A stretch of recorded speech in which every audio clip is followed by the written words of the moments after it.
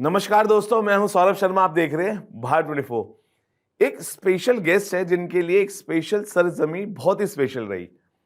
और जब डायरेक्टर आपके लिए कुछ स्पेशल करता है तो हमारा भी फर्ज रहता है कि हम भी उनके लिए कुछ स्पेशल करें। कहा सर, बहुत बहुत स्वागत है पहले भारत 24 में आपका। Thank you very much, thank you so much. Sir, कुछ लिखा है और उम्मीद करता हूं कि इंटरव्यू शुरू होने से पहले जो लाइनें आपके लिखी पसंद आएंगी। जी। ना सितारों का शोर ना शौहरत की बात, ना सितारों का शोर ना शौहरत की बात, बस सच्चाई से भरी हर नज्म हर बात। अरे वाह। कायोजे एक नाम नहीं, सोच का हुनर है। जो सिनेमा को समझे वही असली नजर है। Thank you. बहुत ज्यादा आपने मुझे तारीफ कर दी। नहीं, thank you very much. You deserve sir. और जिस तरीके से मैंने बोला है कि जो सिनेमा को समझे वही असली नजर है, तो सर आपको लगता है कि ये सरजमी वही बयां कर रही है आपकी नजर से? जी बिल्कुल। सरजमीन जो है, अभी मैं वही टॉकिंग टू माय टीम, और जैसे पब्लिक का रिएक्शन मिला है, जैसे मेरे को इंस्टा पे अननोन लोगों के डीएम्स मिले हैं, कमेंट मिले हैं, मैं बहुत ही शुक्रगुजार हूँ। मैं बहुत ही हैप्पी हूँ कि क्योंकि जब हम फिल्म बनाते हैं तो हम पूरा ये फिल्म को ऐसे हमारे साथ रखते हैं 2 साल के लिए, और जब फाइनली फिल्म हमारी नहीं रहती है, फिर पब्लिक की रहती है, तो पब्लिक ने हैज एम्ब्रेस द फिल्म, और मैं बहुत खुश हूँ उसके बारे में। अच्छा सर, आपकी सिनेमैटिक भाषा काफी सेंसिटिव और इमोशनल लगती है जी। क्या ये बचपन से आपके अंदर था या फिल्म स्कूल से निखरा? वैसे तो मैंने कोई फिल्म स्कूल गया नहीं हूँ। मैं मेरा फिल्म स्कूल रहा है working with very very talented directors. एक है राम माधवानी जी, जिन्होंने नीरजा बनाई है, लेट्स टॉक बनाई है। मैंने एज एन इंटर्न बहुत यंग मैंने काम किया था राजू ईरानी सर के साथ ऑन 3 इडियट्स। और एक्चुअली जब मेरे पापा मुन्ना भाई एमबीबीएस पे शूट कर रहे थे, तो तभी एज अ मतलब बहुत साल हो गए, कितना 25 साल हुए होंगे उसको। मैं एज अ किड में भाग के मैं शूट पे जाता था, मैं ऑब्जर्व करते रहता था। And then of course Shakun Batra sir जो है हमारे कपूर एंड सन्स के डायरेक्टर, उनके साथ मेरी बहुत काम हुई। And finally Karan Johar sir, उनके साथ। So that is been my film school में। तो मैं कॉलेज में बीएमएम किया था, मास मीडिया, और वहां से सीधा स्ट्रेट टू वर्क। तो I learn as much as I could. पापा के साथ बैठ के हम लोग फिल्में देखते थे, फिल्म का एनालिसिस करते थे, हम डायरेक्टर कमेंट्री सुनते थे। That is the main thing. तो आई लाइक सेंसिटिव फिल्म्स। मैं अगर आप सरजमीन की आपने ट्रेलर देखी होगी तो धूमधाम से भरी हुई है, मगर जब आप फिल्म देखोगे तो मेरा यही ख्वाहिश था कि it touches you and you come out of it with a tear in your eye. भाई, आपको लगता है कि जो हमारी आज की जनरेशन है उसको देशभक्ति से जोड़ने के लिए इस तरह की और फिल्में बहुत जरूरी हैं? I think as a country we are a very patriotic country. I love कि we are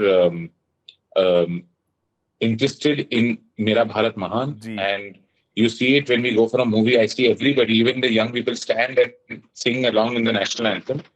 लेकिन ये जो सरजमीन की जो कहानी है, वो मैं कहना चाहूंगा कि एक्चुअली मेरी कोशिश थी कि पेट्रियटिज्म जो है, जो मुद्दा है, दैट इज द बैकड्रॉप. क्योंकि क्या है कि we forget the human drama. Correct. क्योंकि क्या है कि आप जब कॉन्फ्लिक्ट के बारे में सोचते हो ना, तो कॉन्फ्लिक्ट हमेशा इंटरनल होना चाहिए, ताकि जो आपकी ऑडियंस है ना, वो आपके कॉन्फ्लिक्ट के साथ कनेक्ट कर सके. One is to view and to watch a conflict. One is to feel what that character has gone through. तो मेरी वही कोशिश थी सरजमीन के साथ. अच्छा, सरजमीन से सर आपने अपने अंदर के स्टोरी टेलर को बाहर निकाला है या अपने अंदर के नागरिक को? नहीं, ये कहानी it's very close to my heart. I share a very very close bond with my father. तो ऐसा किसी ने एक बार मेरे को पूछा था कि आपके पापा ने एक फिल्म बनाई ये साल जो फादर सन की फिल्म है, और आप भी फादर सन की फिल्म बना रहे हो, तो घर पे आपके सब ठीक है क्या? बोला जी नहीं, बिल्कुल, I there was a passion in me to tell this story, क्योंकि जी जब मैंने ये स्क्रिप्ट पढ़ी थी, जी सबसे ज्यादा मेरा अट्रैक्शन जो हुआ था जी वो था the father son family drama. That was the जी emphasis of why I wanted to tell this story. क्योंकि सरजमी जैसी गहराई से भरी फिल्म से आप कैसे जुड़े, इस स्क्रिप्ट ने आपको बतौर निर्देशक क्या कहने का मौका दिया है? मौका तो मुझे ये दिया है कि one is that in our armed forces, जी व्हेन और मैंने बहुत रिसर्च की. मैं एक्चुअली जी कश्मीर गया था वाह before shoot. I stayed with the Indian army, उनके साथ ओह बातें वाह बहुत की. एंड मैं जानना चाहता था हु इज द मैन और वुमेन बिहाइंड द वर्दी, कि उनके भी लाइव्स होते, उनके भी घर वाले जी होते. अगर उनके साथ ऐसा कुछ हुआ तो मुझे स्क्रिप्ट में क्या बहुत पसंद आया कि जो हमारा जो प्रोटैगनिस्ट है, विजय मेनन, जो जी पृथ्वीराज सर ने जी निभाया है, जी उसको चूज करना पड़ता है अपने देश और अपने बेटे के बीच में. और that is the literal transition of, अंग्रेजी में बोलते हैं ना, between a rock and a hard place. जो भी उसका डिसीजन है वो गलत भी है और सही भी है. तो that was the story I wanted to tell, क्योंकि वो मैं कनेक्ट कर पाया कि अभी मैं सोचा अगर मैं इसमें रहता तो मैं क्या करता. बिल्कुल तो दैट वाज द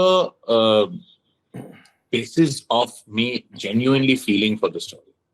अच्छा सर, एज अ डायरेक्टर आप जी, किरदारों में सबसे पहले क्या ढूंढते हैं, दिल या दिमाग? आंखें. जी आपके आंखें, आपके शब्द जो भी बोलेंगे, आपके आंखें सिर्फ सच बोल सकते हैं. तो जो भी जिन्होंने भी काम किया, मैं पहले सच में बोल रहा हूँ, मैं पहले उनके आंखों में आंखें डालता हूँ और मैं देखता हूँ कि ये आंखों में क्या ऑनेस्टी है कि नहीं. दिल दिमाग इज ऑल सेकेंडरी, मगर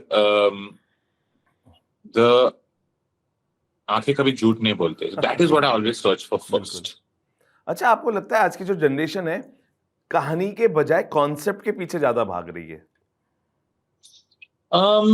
कहानी के बजाय कॉन्सेप्ट के पीछे, देखिए, अभी आपने सुना होगा, एक फिल्म आई है सैयारा. या बिल्कुल या पता नहीं आपने देखी है कि नहीं देखिए सर, देखी है. देखिए. मैंने सरजमीन रिलीज हो रही थी फ्राइडे को, लेकिन मैं जाके सैयारा देखा थर्सडे को, क्योंकि जी मुझे देखना था. जी और आई रियलाइज कि जब when the film is so good, कहानी मेरे को बहुत पसंद आई वो जी फिल्म. और मुझे दो लीड एक्टर्स के काम तो बहुत ही ज्यादा अच्छा जी लगा. डायरेक्टर का काम, म्यूजिक डायरेक्टर का काम. जी तो I realise that when we put out something of quality, correct, जो किसी को छुए, बिल्कुल. That is what works. Yes, कभी कभी थीम चलता है, कभी कभी स्टोरी चलता है, वो सब चलते रहता है, but the main thing is that this film worked and because it touched you.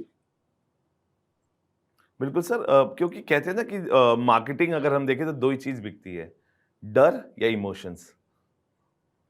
वो तो इमोशन सबसे ज्यादा, जी इमोशन सबसे ज्यादा. वो मैं हमेशा बोलता हूँ, like, the most important thing for an audience like ours, हमारे ऑडियंस ऑफ इंडिया बहुत बड़ा है. बिल्कुल डिफरेंट टाइप के ऑडियंसेस है. नॉर्थ में अलग होता है, साउथ में अलग होता है, Calcutta has a different audience, Kerala has a different audience. जी लेकिन इमोशन से हर जुड़ा है. बिल्कुल. आप छू सको तो सोचना कि आपने अपना काम कर लिया. क्योंकि भाई आप आपने कहा कि आप कश्मीर गए, आपने वक्त गुजारा.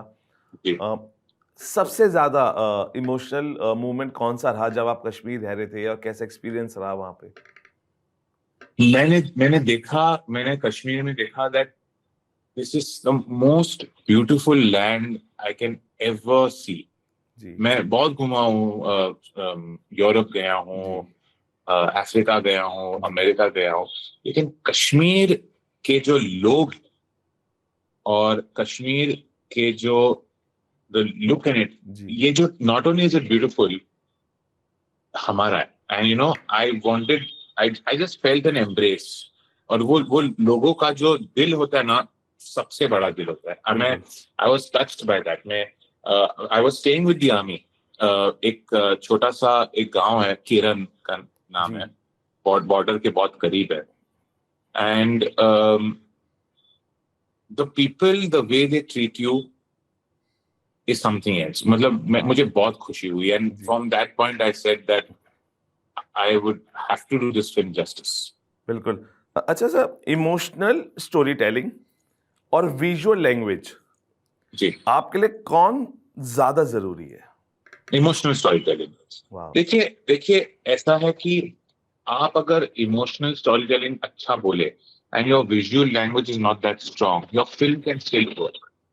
और जो विजुअल लैंग्वेज है, और लेकिन अगर आपका इमोशन, और जब मैं इमोशन बोलता हूँ मैं सिर्फ रोना धोना की बात नहीं कर रहा हूँ जी. मतलब इमोशन हंसी भी होती है, इमोशन डर भी होता है, बिल्कुल. इमोशन फीलिंग भी होता है, बिल्कुल. टीयर्स ऑफ हैप्पीनेस होता है, टीयर्स ऑफ सैडनेस होता है.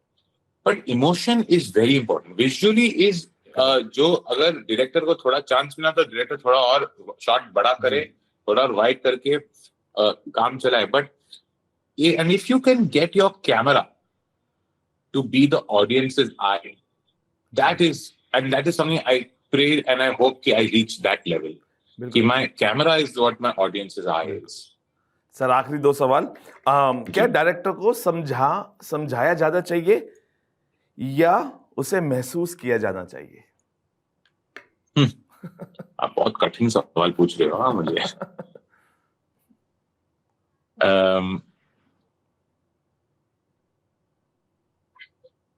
देखिए, एक बात बोलते हो, एज अ डायरेक्टर ना, सेट पे आपका कोई डिफाइंड रोल नहीं होता जी. आप कैमरामैन है, वो उनको कैमरा लगाने का काम है. एक्टर है, उनको एक्टिंग आता है. साउंड डिजाइनर है, उसको साउंड आता है. सेट डिजाइनर, वो सेट लगाता है. डायरेक्टर का कोई काम नहीं है कि डायरेक्टर क्या करता है. कुछ नहीं करता है. He is just there to mould what he sees in his head and shape it the best he can. Correct. I feel the director should be a people's person. Should know how to manage and keep the people on his set to get the best out of them. हर इंसान में, कोई technician हो या actor हो, हर इंसान में एक बहुत अच्छी क्वालिटी होती है. And a good director, I feel, will bring that quality to the surface. That is the job of the director. देखो, मैं जाके डीओपी को बोलूंगा, सर मेरे को कैमरा इधर लगाना है, ऐसे हम लोग ट्रैकिंग ऐसे शॉट आंखों पे आएंगे, वो सब हो जाएगा. उसका कोई वो शॉट नहीं भी किया तो अच्छा हो जाएगा अगर आपका स्क्रिप्ट अच्छा. लेकिन you have to be able to have the talent to bring out the most in every technician and every actor on your film. I think that is most important. Sir, what is next surprise we're getting from your side? So, I am working on a comedy. जी. मेरी बहुत ख्वाहिश है एक comedy करूं, क्योंकि पहले तो comedy बहुत डिफिकल्ट है. You're challenging yourself. You're challenging yourself, sir. Yeah, नहीं, पता नहीं. I'll tell you, as a genre, comedy जितना difficult कोई genre नहीं होता है. लेकिन लोगों को हंसाना, जी बिल्कुल, वो सेटिस्फैक्शन तो कुछ और है. तो मैं अभी एक कॉमेडी फिल्म, हम लोग राइटिंग स्टेज में है, और with God's grace I hope कि अगले साल हम फ्लॉस पे हो जाएंगे. अच्छा, क्योंकि इतने बेहतरीन सवालों के आप जवाब देते हैं वालिद साहब की तरह, तो एक सवाल बस जाते जाते सर, एक फिल्म मेकर की तो जिम्मेदारी होती है ऑडियंस को कुछ सिखाने की होती है या सिर्फ दिखाने की? देखिए, द बेस्ट फिल्म्स जी वो फिल्म होते हैं जो एंड क्रेडिट के बाद भी आपके साथ रहते हैं. बिल्कुल. अगर आप सिखाना बोलते हो तो ऐसे समझ सकते हैं कि बहुत प्रीची हो गया. अगर आप दिखाना चाहते हो तो ऐसा लगेगा कि बहुत स्पेक्टिकल हो गया.